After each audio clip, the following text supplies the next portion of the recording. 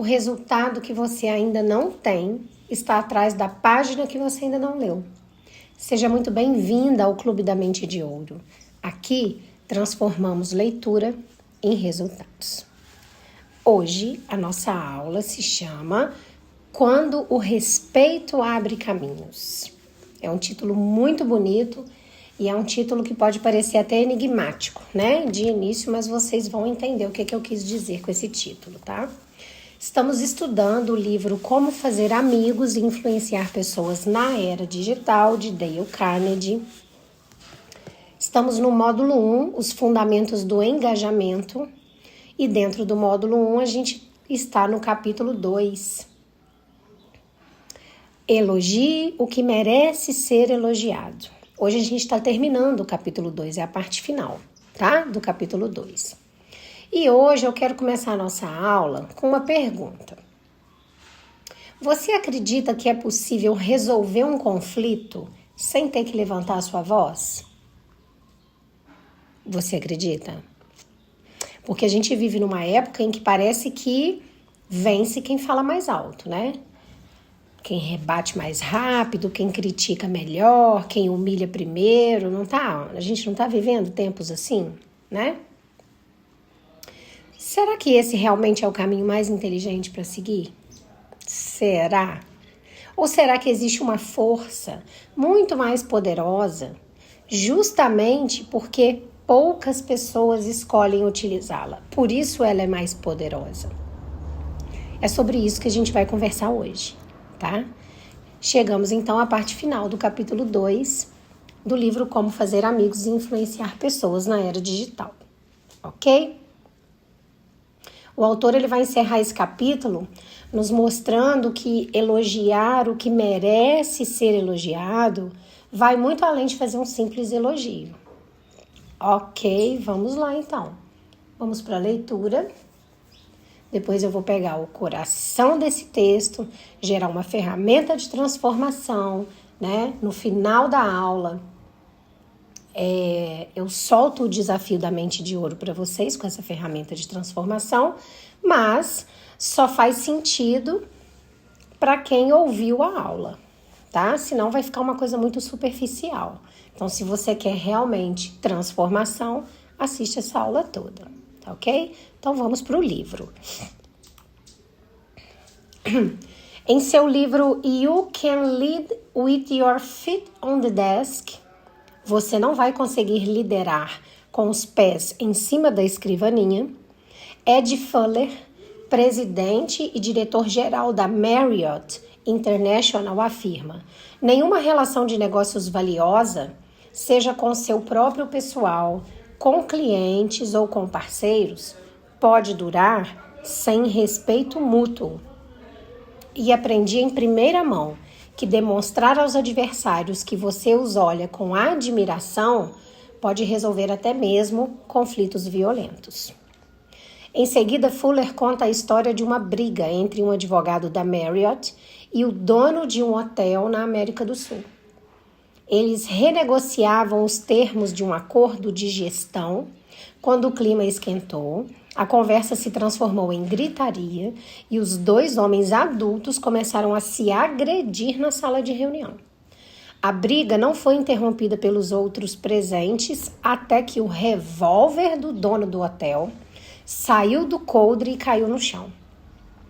Nesse momento, os brigões foram imediatamente separados, com os egos danificados e sem uma solução para o impasse. Meses se passaram sem que houvesse qualquer progresso, até que um advogado corporativo e 2 executivos da empresa sugeriram que o presidente da Marriott fizesse uma visita ao dono do hotel. Fuller descreve o que aconteceu. Eu peguei um voo e passei 2 dias com ele, visitando seu negócio, comendo no clube em que ele era sócio e conversando com os seus amigos. Conforme formos nos conhecendo fora do ambiente de trabalho, o nosso respeito mútuo cresceu. Pude vê-lo sob outro ângulo e percebi a força de seu comprometimento com seus funcionários, sua família e sua comunidade. As diferenças no cerne do conflito não foram resolvidas ali, mas percebi que ele merecia meu respeito pela pessoa que era e pelo que havia alcançado. Uma semana após eu ir embora, chegamos a um acordo com o proprietário. Assim como cada um dos princípios abordados neste livro, elogiar não é uma estratégia que só funciona para pessoas com títulos imponentes e em momentos épicos da história humana. Vale para hoje, para a atualidade, para um momento em que o espírito da comunicação geralmente não tem nada de engrandecedor. Nos palanques políticos, nas redes sociais ou na mesa de reunião, a pessoa que fala com um espírito positivo, respeitoso e sem exageros fará mais amigos e influenciará mais pessoas do que aquela que se comunica por críticas, reprovações e condescendência. A beleza desse princípio é que não precisa ser utilizado apenas pessoalmente. Mesmo sabendo que nada pode substituir a eficácia da interação cara a cara, é importante lembrar que as redes sociais podem ajudar na construção dos relacionamentos, afirmou Blake Mycoskie, fundador da Tom's Shoes, em uma entrevista recente. Em qualquer momento do dia, podemos disseminar mensagens positivas sobre os nossos amigos, fãs e seguidores de várias maneiras, por e-mail, Facebook, Twitter e blogs. Só não cometa o erro de separar o significado individual da mensagem de seu alcance total. Por maior que se torne o seu negócio, por mais que o seu número de seguidores não pare de crescer, as mensagens ainda serão transmitidas e recebidas num nível individual. O princípio que constrói uma ponte de influência entre um rei e seu terapeuta da fala é o mesmo que constrói uma ponte de influência entre uma empresa e seus clientes, entre um executivo e seus subordinados, ou entre pai e filho. Todos nós estamos unidos por um único desejo: ser valorizado pelo outro. Se essa mensagem será transmitida, não é uma decisão em conjunto. O indivíduo que recebe a mensagem, quer esteja sentado sozinho no outro lado da mesa ou no meio de uma multidão, é que define se ela será compreendida ou não. Em Como Fazer Amigos e Influenciar Pessoas, Carnegie apresentou uma história que, talvez mais do que qualquer outra em sua obra, tenha tocado o coração de milhões de leitores no mundo todo. A história não era dele. Era de um homem chamado W. Livingston Learned, que a intitulou Papai Perdoa. Carnegie a incluiu como um incentivo a todos nós, que nos perdoamos tão facilmente, mas passamos os dias criticando os outros. A história foi incluída aqui numa perspectiva diferente, não a do pai que finalmente enxerga os próprios erros, mas a do jovem filho que, com um espírito de afirmação incondicional, exerce um grau de influência que muda o seu pai para sempre. Escute, meu filho. Estou falando enquanto você dorme, com a sua mãozinha escondida debaixo do rosto, os cachinhos louros grudados na testa úmida. Entrei no seu quarto sozinho e sem fazer barulho. Minutos atrás, enquanto eu lia o jornal na biblioteca, fui tomado por uma sufocante onda de remorso. Sentindo-me culpado, vim até a cabeceira da sua cama. Andei pensando em algumas coisas, meu filho. Fiquei zangado com você. Repreendi você enquanto se vestia para a escola, porque mal enxugou o rosto com a toalha. Chamei sua atenção por não ter limpado os sapatos. Reclamei com raiva quando você jogou suas coisas no chão. Também me irritei no café da manhã.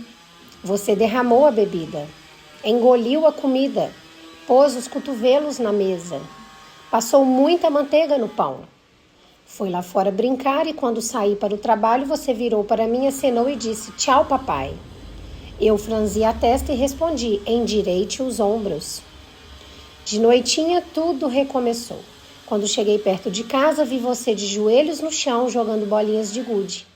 As meias estavam furadas. Eu o humilhei diante dos seus amigos e o fiz voltar para casa.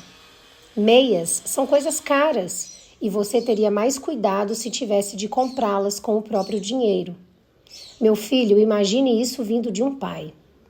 Você lembra quando mais tarde eu estava lendo na biblioteca e você entrou timidamente com uma carinha triste? Irritado pela interrupção, eu ergui os olhos do jornal e você hesitou à porta. O que você quer? Eu perguntei resmungando. Você não disse nada, apenas saiu correndo, abraçou meu pescoço e me beijou. Seus bracinhos me apertaram com uma afeição que Deus fez desabrochar em seu coração e que nem a minha negligência foi capaz de fazer murchar. Em seguida você saiu e subiu correndo a escada. Pois bem, filho, pouco depois o jornal escorregou das minhas mãos e um medo terrível, nauseante, tomou conta de mim. O que o hábito tem feito comigo? O hábito de encontrar defeitos, de repreender. Era assim que eu vinha recompensando você por ser um menino.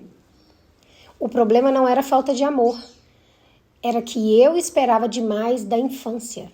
Eu o avaliava segundo os padrões da minha idade. E havia muita coisa boa, bela e verdadeira em seu caráter.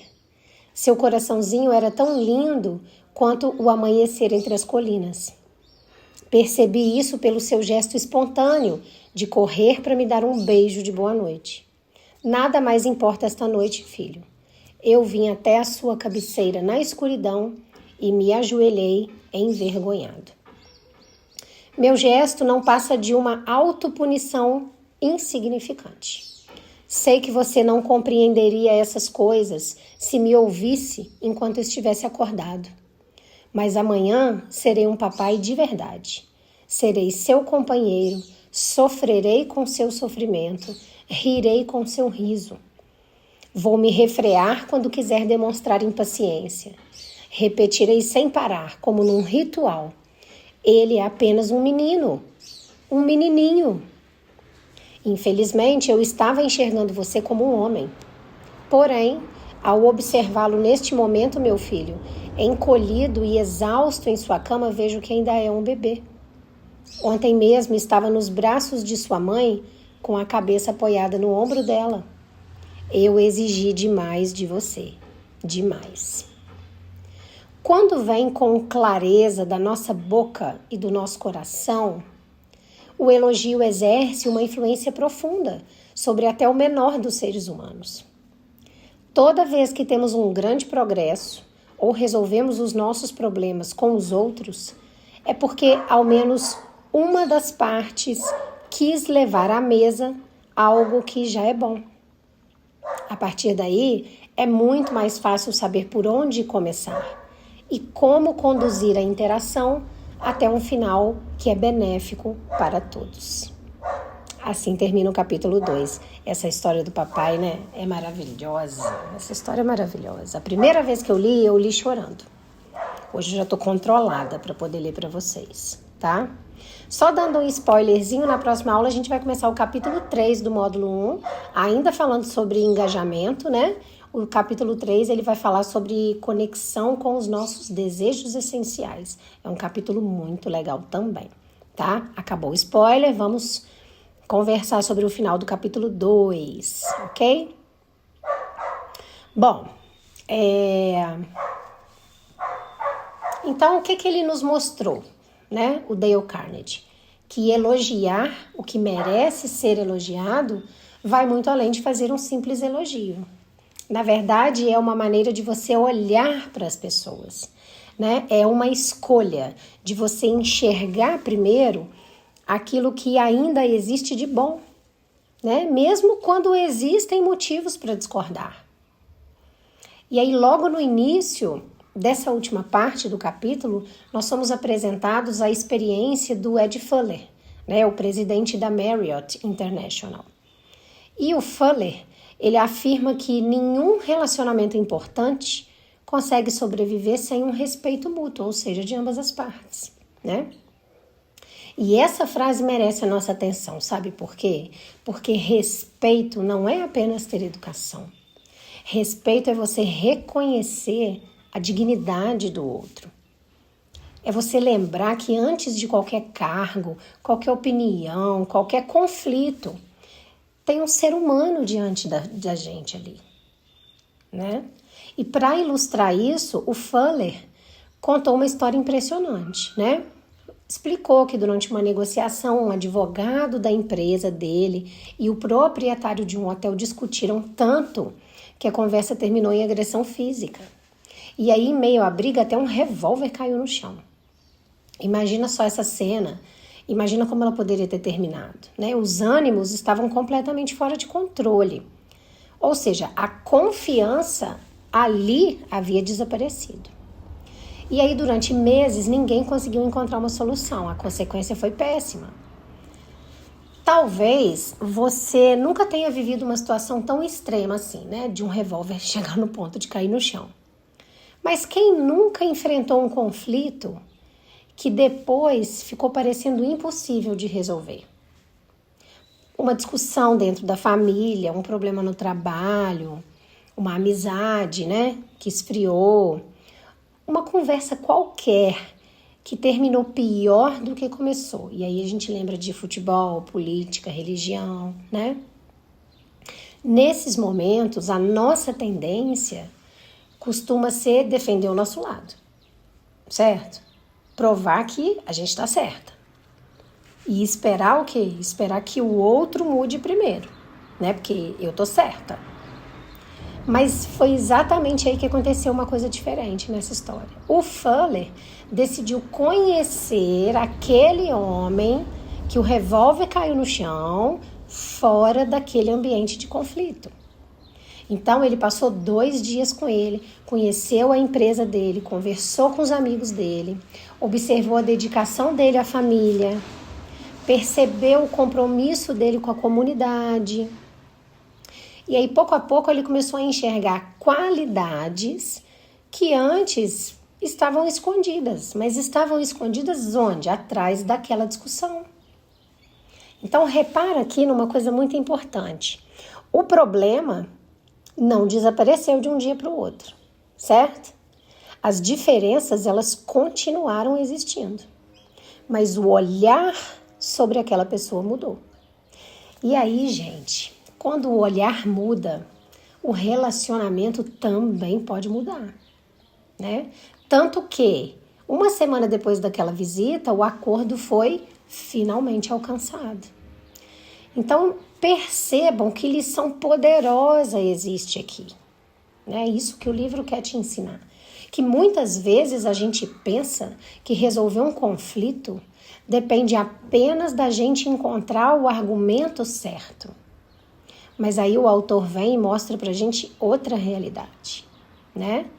Qual realidade? A realidade de que antes de você convencer alguém, você precisa reconhecer a humanidade desse alguém. Esse alguém é uma pessoa.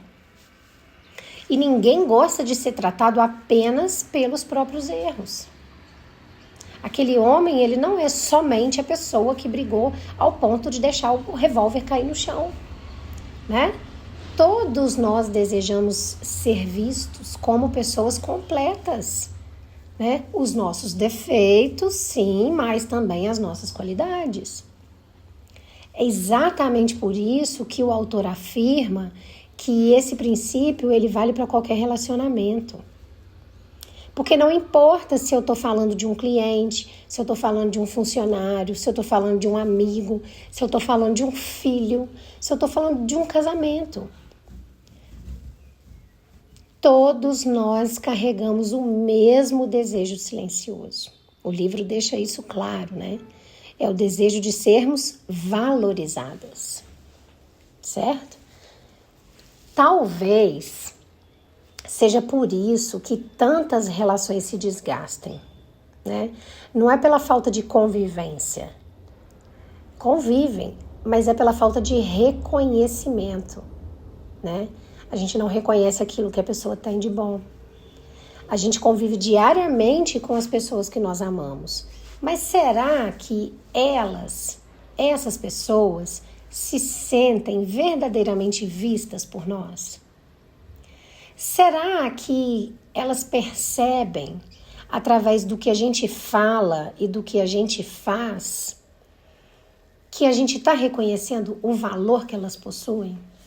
É um caso a se pensar, né? Ou será que elas enxergam apenas as nossas críticas, as nossas cobranças, as nossas correções? Essa é uma reflexão que eu acho que tem poder para transformar qualquer relacionamento. Porque respeito não começa quando o outro muda. Não. O respeito começa quando nós escolhemos olhar para essa outra pessoa além do defeito, além do conflito. Aí a gente está respeitando ela, porque a gente está querendo olhar ela como um todo. Olha que bingo aí de milhões, né? Só que o autor, ele nessa última parte do capítulo, ele ainda reservou uma das histórias mais emocionantes, né, para contar pra gente. Essa história, ela já tocou milhões de pessoas ao redor do mundo, né? Muita gente conhece a história do Papai Perdoa, né? É um pai que no final de um dia comum entra silenciosamente no quarto do filho enquanto ele está dormindo, né? E ali, naquele momento de silêncio, ele começa a fazer o quê? Um exame de consciência. E aí, de repente, ele acaba percebendo uma coisa muito dolorosa, né? De se conscientizar, né? Que durante todo o dia ele enxergou apenas os erros daquele filho. Ele chamou a atenção do filho porque o filho demorou para se arrumar, porque o filho não limpou os sapatos direito, porque o filho derramou a bebida, porque o filho colocou os cotovelos sobre a mesa, porque o filho brincou, porque o filho furou as meias, né? Ou seja, porque o filho agiu exatamente como uma criança, que é o que ele é. Então, sem perceber, esse pai, ele transformou a crítica no hábito. Não é isso? E talvez essa seja uma das partes mais profundas de toda essa aula. Então, presta atenção no que eu vou te falar. Hábitos nem sempre são percebidos. Às vezes, a gente se acostuma tanto a apontar os defeitos que a gente deixa de perceber as virtudes. Bingo, né? A gente se acostuma tanto a corrigir que a gente esquece de encorajar, não é? A gente se acostuma tanto a exigir que a gente para de celebrar os pequenos progressos. Foi exatamente isso que aquele pai percebeu, né? O problema nunca foi falta de amor dele pelo filho. Ele amava profundamente esse filho. O problema era outro, né? O problema é que ele estava olhando para uma criança com expectativas de um adulto. Não é isso que aconteceu? E quantas vezes a gente faz exatamente a mesma coisa? Quantas vezes a gente espera maturidade de quem ainda está aprendendo? Quantas vezes a gente espera perfeição de quem ainda está crescendo? Quantas vezes a gente espera um resultado imediato de alguém que ainda está no processo de desenvolvimento? Não é isso? Então, enquanto aquele menino dormia, o pai finalmente enxergou aquilo que ele havia ignorado durante todo o dia. A pureza daquele coração de criança, a espontaneidade daquele abraço, né? O beijo que aquele filho deu a ele, mesmo depois de tantas repreensões. Naquele instante ele compreendeu que o filho nunca havia deixado de demonstrar amor. Quem havia deixado de enxergar esse amor era o pai. É forte demais essa história, né? E talvez essa história nos leve à pergunta mais importante dessa aula. Será que as pessoas que a gente mais ama, elas recebem mais reconhecimento da nossa parte ou mais correções da nossa parte? Eu quero que vocês pensem nisso, tá? Seus filhos, seu cônjuge, seus pais, seus irmãos, seus colegas de trabalho. Será que eles ouviriam mais facilmente um elogio vindo de você ou uma crítica? Essa pergunta ela é doída, né? E essa reflexão, ela é muito forte, realmente. Mas ela não serve para te gerar culpa, eu não estou aqui para isso, tá? Essa reflexão, ela serve para te despertar a consciência. Porque o autor, ele não está dizendo que a gente deve ignorar os erros dos outros. Em momento nenhum o livro fala isso. O que ele está dizendo é que existe um ponto de partida que é muito mais poderoso do que olhar somente os erros. Qual é esse ponto de partida que ele fala, né? Que antes de você corrigir, reconheça algo de bom. Depois você corrige o que fez de errado, né? Antes de você cobrar, valorize algo de bom. Depois você pode até cobrar o que aconteceu de errado, vai ser visto com outros olhos. Antes de você apontar aquilo que está faltando, lembra daquilo que já tem e que é bom. Isso vai fazer muita diferença. É exatamente isso que o livro está ensinando, que transforma relacionamentos. Então, no encerramento do capítulo, o autor ele deixa uma mensagem que eu acho que resume tudo que a gente aprendeu até aqui, né? Ele afirma que a gente, sempre que a gente consegue resolver um problema com outra pessoa, é porque alguém decidiu levar para aquela conversa algo que já era bom. Olha o bingo aí de milhões. Não é extraordinário isso? Percebe a profundidade dessa ideia que o livro está ensinando? Em vez de você iniciar uma conversa já pela acusação, começa pelo reconhecimento. Depois você tenta resolver o que você acha que tem de errado. Em vez de você destacar apenas a falha que aquela pessoa teve, recorda também as qualidades que ela tem. Em vez de você alimentar mais ainda aquele conflito que já existe, alimenta outra coisa, alimenta aquilo que ainda pode unir vocês. É assim que as pontes são construídas, gente. E o livro fala que é assim que a influência acontece, né? É assim que os relacionamentos se fortalecem. Escolhendo olhar o que há de bom primeiro, né? E depois tentando corrigir o que não é bom. Eu vou deixar algumas perguntinhas para reflexão. Vamos pensar aqui junto comigo. Tem alguém que você ama, mas que ultimamente tem recebido mais críticas do que reconhecimento da sua parte? Tem muita mãe e pai aí agora que tá chorando, né? Você costuma enxergar primeiro os defeitos ou as qualidades das pessoas?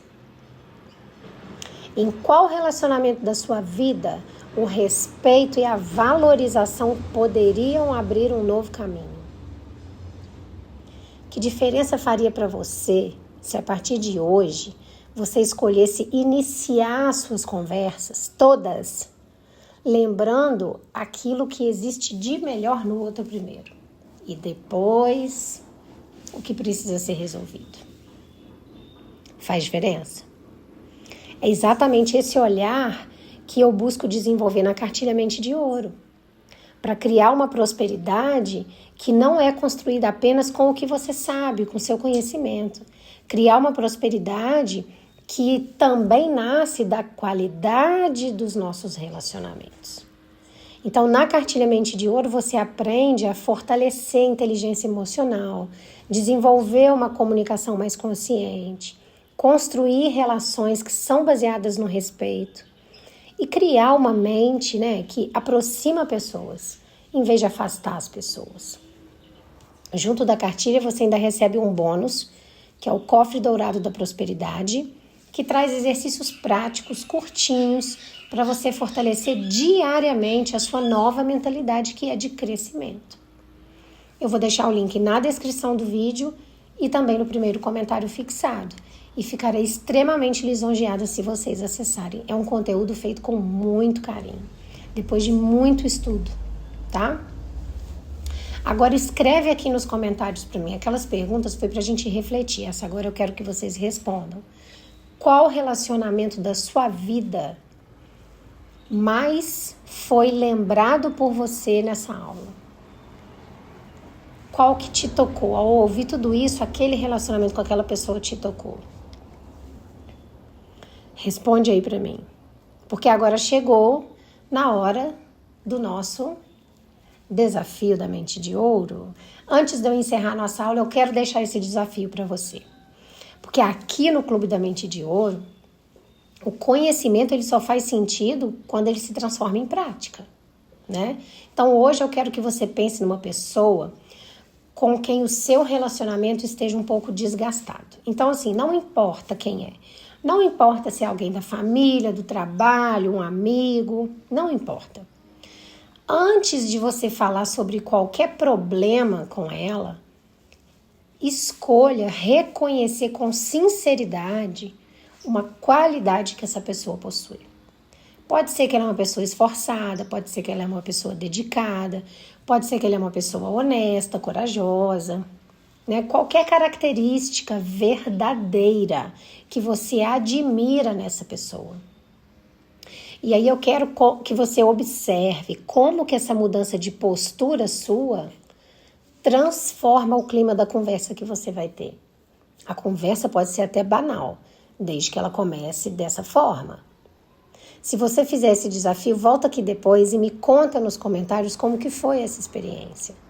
Porque muitas vezes o primeiro passo para você resolver um conflito não é você encontrar as melhores palavras. Não.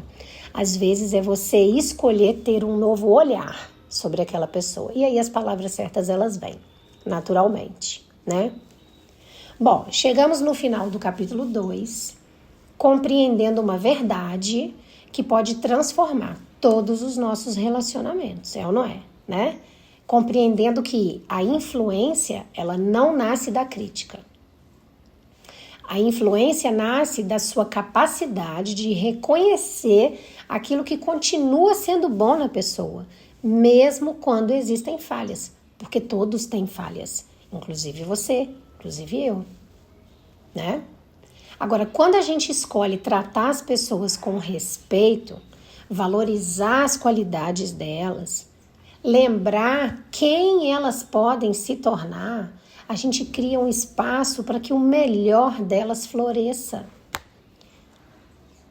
Talvez a gente não possa mudar imediatamente as atitudes da pessoa, mas a gente pode decidir qual que vai ser a nossa maneira de olhar para essa pessoa. E muitas vezes essa escolha é exatamente o que vai abrir o caminho para uma transformação dessa pessoa que antes parecia impossível. Você não queria tanto que aquela pessoa mudasse?